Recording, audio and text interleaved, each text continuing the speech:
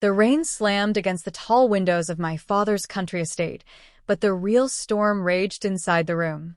"Congratulations, Ethan," my father said, handing my younger brother a thick, cream-colored envelope. "You deserve every bit of it. The house, the business, the accounts. You've earned this." I sat across the polished mahogany table, my hands folded in my lap, trying not to tremble. My brother couldn't meet my eyes. His jaw clenched. My mother looked away, pretending to fiddle with her bracelet. My father finally turned to me. "And you," he said with a bitter smirk, "are a useless child. Always chasing shadows, always too soft, too emotional. I can't trust the legacy I built to someone who still thinks with her heart." There were 5 people in that room. Him, my brother, my mother, the lawyer, and me. But for a moment, I felt completely invisible. He didn't even flinch as he slid the papers toward the lawyer. "Go ahead. Let's make it official." "Dad," I whispered. My voice cracked. "Don't do this." He scoffed. "Spare me the theatrics, Lila. You're not a child anymore. You chose your path. You left the business, remember? You said you wanted to do something meaningful." He added air quotes with his fingers, mocking me. "You went off to help strangers, and for what? Nothing. No money. No success. Just wasted years." "You never asked why I left," I said quietly, my voice shaking. "You never once cared." "And I still don't," he snapped. "Because this is the real world, not one of your charity dreams. Your brother stayed. He worked. He showed me loyalty." "He lied to you," I said. "You just didn't want to see it." My father laughed. "Is that jealousy talking?" The lawyer, an older man named Mr. Caldwell, looked increasingly uncomfortable. His fingers tightened on the folder he held. Beads of sweat gathered near his temple. "I think," he said slowly, "before any signatures, there's something you should know." My father narrowed his eyes. "What are you talking about?" Mr. Caldwell cleared his throat and straightened the papers. "There's an amendment to the will. One made years ago, but it was sealed per the request of your late mother. My grandmother. The only person who ever really understood me. The only one who used to say I had more strength in my silence than others did in their loudest moments." "What amendment?" my father asked, suddenly irritated. Mr. Caldwell opened the folder and pulled out a yellow document. "This was added quietly after your mother's final visit to the notary. It was her wish that it only be revealed if you chose to disinherit Lila." My father's face twitched. "That's absurd. She had no authority." "She did," the lawyer said firmly. "She owned 51% of the shares in your family's main estate company before she passed. You never contested it. This clause was legally binding." My brother shifted uncomfortably. My mother froze mid-motion, her hand still resting on her pearls. Mr. Caldwell turned to me. "Miss Lila, would you like me to read it, or would you prefer to do the honors?" I didn't move. I just stared at the envelope in Ethan's hand, the one that held everything my father thought he controlled. "Read it," I said quietly. The lawyer unfolded the paper. "In the event that my granddaughter Lila is deemed unworthy by her father, I hereby grant her full authority over my share of the company to be executed immediately, with all voting rights transferred to her name. This shall override any previous distribution as it pertains to control and decision-making within the estate and company." Silence. The only sound was the rain, now gentler, like it, too, was listening. "What the hell does that mean?" my father growled. "It means," the lawyer said, glancing at me, "that your daughter is now the majority shareholder. And nothing you sign today can override that." My father stood abruptly, his chair screeching against the floor. "This is nonsense. She doesn't even understand the business." "Maybe not your version of it," I said slowly, rising to my feet. "But I know how to lead. I know how to protect people. I know how to build without crushing others. And I know how to be the kind of person Grandma would have been proud of." His face contorted in disbelief, then rage, then confusion. This isn't, she can't." I took a step forward, my voice calm but firm. "You said I was useless, that I brought nothing. But the truth is, I just never needed to prove anything to you. And with that, I turned toward the lawyer. Let's continue, Mr. Caldwell. We've got work to do. My brother lowered his eyes. My mother's lips parted as if to say something, but she said nothing. My father didn't sit back down. He didn't speak. He just stood there, frozen in place, as the world he thought he controlled shifted under his feet. The silence in the room was suffocating. My father remained standing, his lips pressed into a hard line, jaw ticking. His knuckles were white where they gripped the chair he'd pushed away. And for the first time in my life, I saw something I never thought I'd see in his eyes. Fear. He didn't yell, didn't scream, but that made it worse. That silence? It wasn't acceptance, it was disbelief. A man whose world had slipped through his fingers while he was too busy belittling others to notice. Please sit, I told him. I meant it. Not with mockery. Not with spite. Because no matter what he'd done, I wasn't him. I wasn't here to humiliate anyone. I just wanted what I'd spent my entire life being denied. Dignity. He didn't move. Instead, my brother Ethan spoke up. Wait, this isn't fair. She left. She didn't want anything to do with the business. She ran off to teach, or rescue orphans, or whatever it was. I volunteered at shelters and helped fund housing for single mothers, I said flatly, my voice still calm. I didn't run away. I found my purpose. Not everyone needs a boardroom to make a difference. That's noble and all, Ethan muttered, still holding the envelope like a lifeline, but you don't know anything about running the company. I know enough to know you've been cooking numbers and funneling funds into a side corporation under your friend's name. Ethan's eyes widened. Lila, my mother gasped, her voice finally rising. That's enough, this is family. We don't need to drag each other down. Oh, now it's family, I said, my voice cracking just slightly. Was it family when you stayed silent as he called me a burden? When he gave everything to Ethan without a word of thanks for what I gave up to keep this family from falling apart behind the scenes? You were never meant for this world, she whispered. I know, I nodded. You all made that very clear. But Grandma thought differently. The lawyer cleared his throat. If I may, Miss Lila, the shares were not her only bequest. She left you something else, something she asked to be delivered only after this moment. He reached into his briefcase and pulled out a small, weathered box. When he opened it, I saw an old, gold-plated compass inside, the kind my grandmother used to keep on her bookshelf. She'd always said it helped her find her way when everything felt lost. Underneath it was a folded letter with my name in her delicate handwriting. My fingers trembled as I opened it. My dearest Lila, if you're reading this, then your father has done exactly what I feared. But don't hate him. He is a product of a world that taught him power is louder than love. You, my sweet girl, you were never weak. You were the quiet strength that held us together. This compass is for you, because your path is your own now. And no matter what anyone says, I trust you to lead. Tears welled in my eyes, but I blinked them back. I looked at Mr. Caldwell. Let's proceed. He handed me the folder with the documents. The ones my father had prepared to erase me. But they meant nothing now. As I signed the acknowledgement of my controlling stake, my father finally spoke.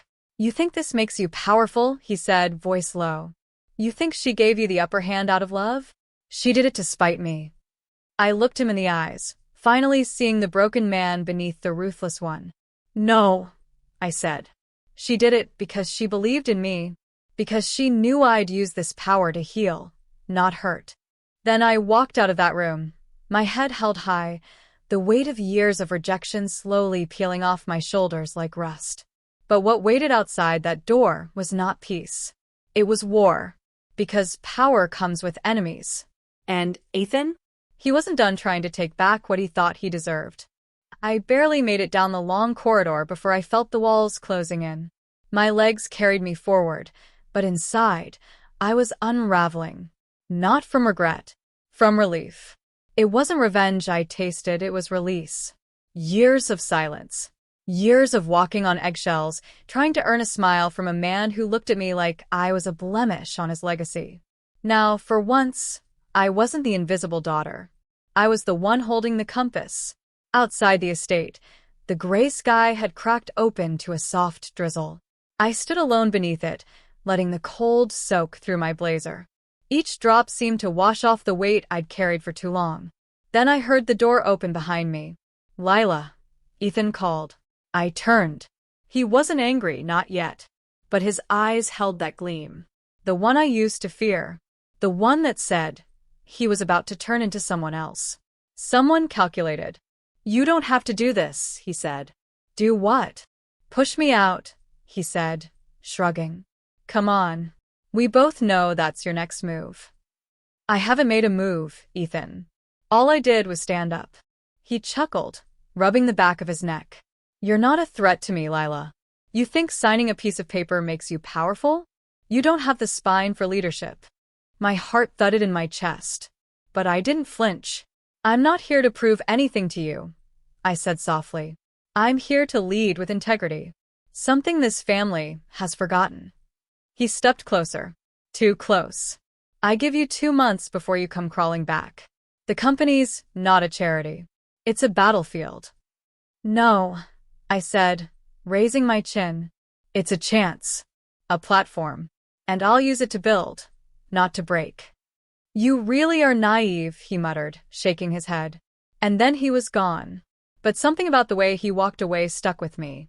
Something in his eyes, in the way his hands stayed clenched, told me this wasn't the end of his resistance. It was the beginning.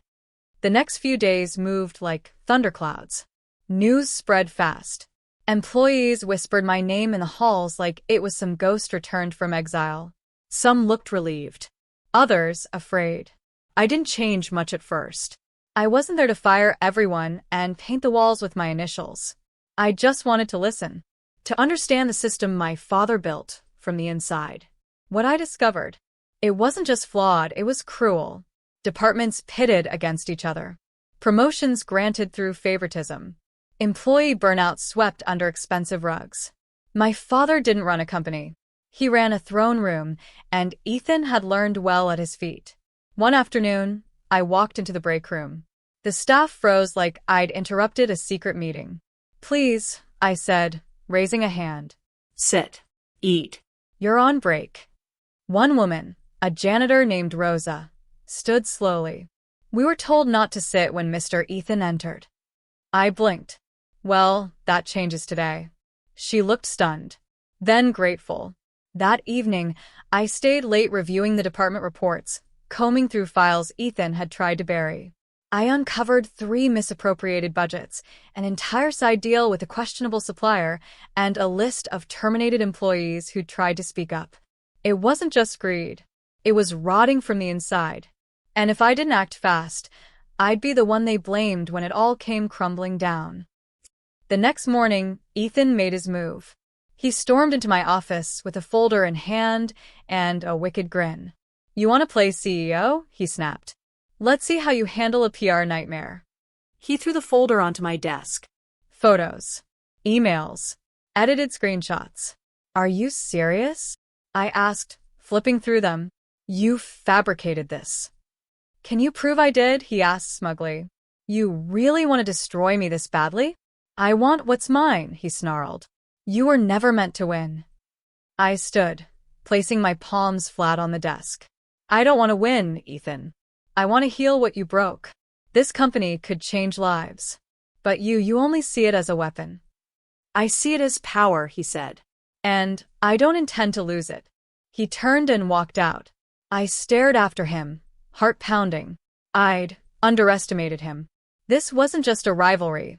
It was a war for the soul of our legacy. But I had one weapon he didn't.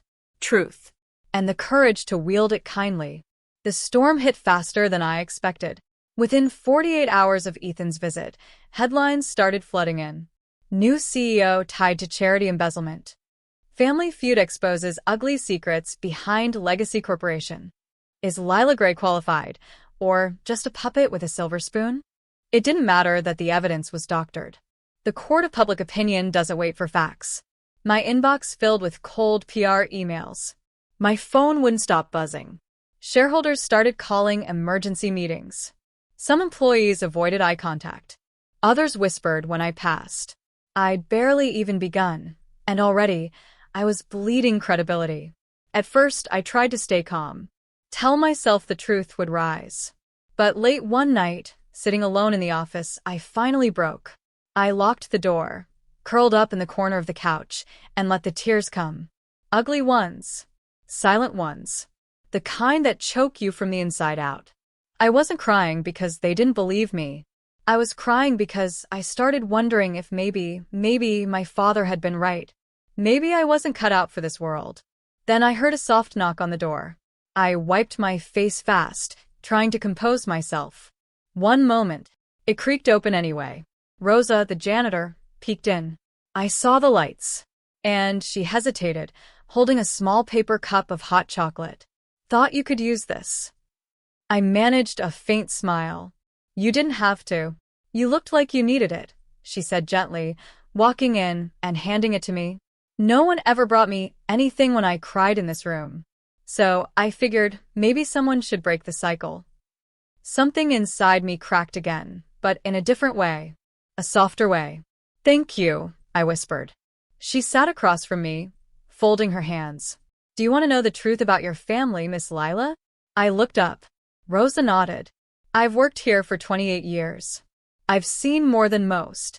I saw how your father treated people. How Ethan smiled at people when they had use and forgot them the second they didn't. But you. She leaned forward. You always looked me in the eye. I couldn't speak. My throat closed up. You may feel alone now, she continued, but you've got something they'll never have. Loyalty earned through kindness. I blinked rapidly, swallowing the lump in my throat. Why are you helping me? Because someone once helped me when no one else did, she smiled. And because this company doesn't need another king. It needs a healer. The next morning, I walked into the board meeting with fire in my spine and truth in my hands. I let them shout first. Accusations. Doubts. Demands for resignation. One shareholder even threatened a lawsuit. When they finished, I stood up and said, if anyone here can prove those documents are real, I'll step down today. Silence. I dropped the original reports on the table, ones showing Ethan's misappropriated funds, his side company, the hush money paid to bury whistleblowers. Then I turned on the projector.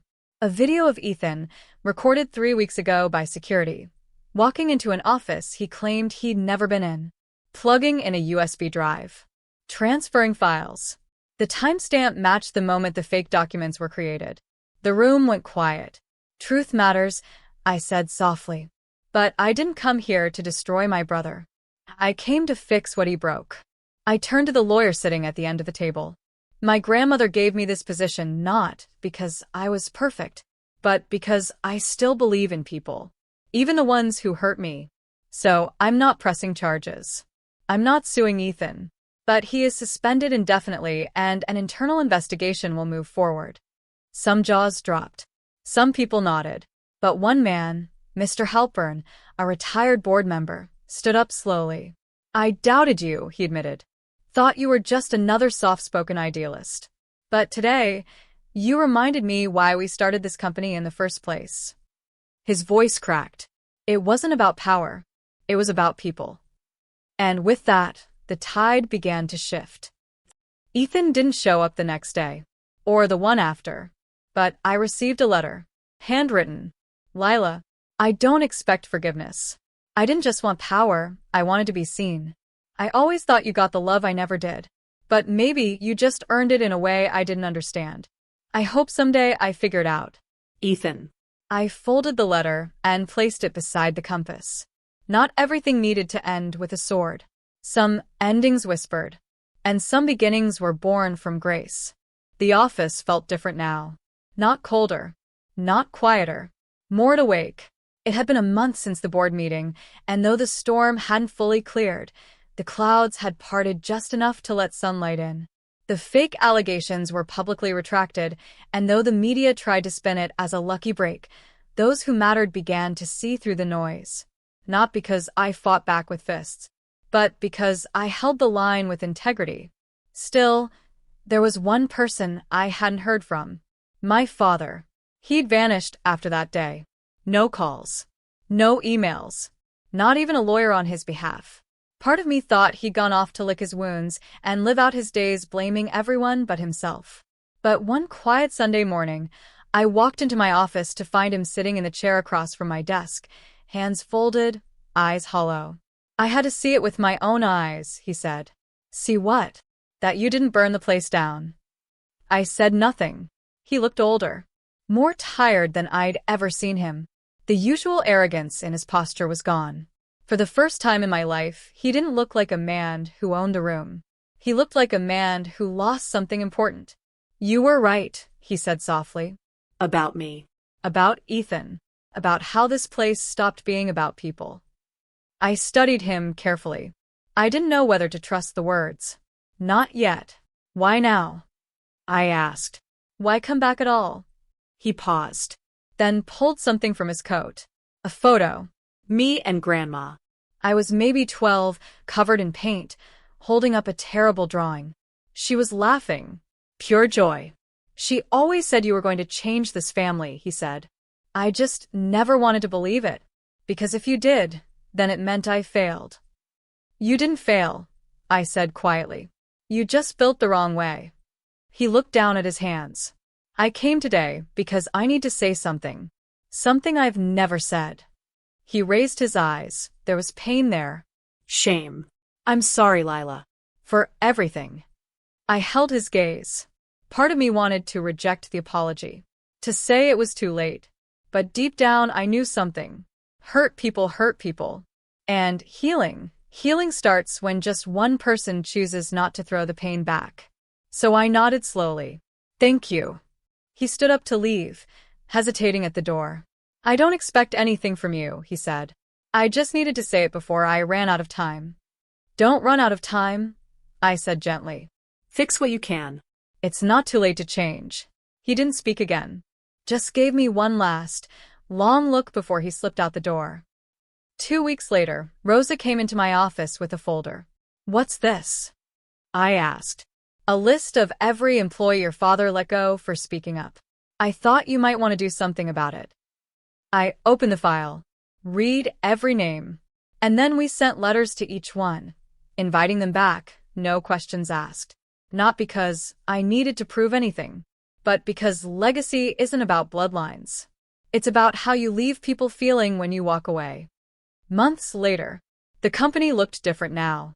Not shinier, but warmer. Ethan never returned. But we did speak once over coffee. We didn't rehash the past. We just talked, two siblings trying to understand each other.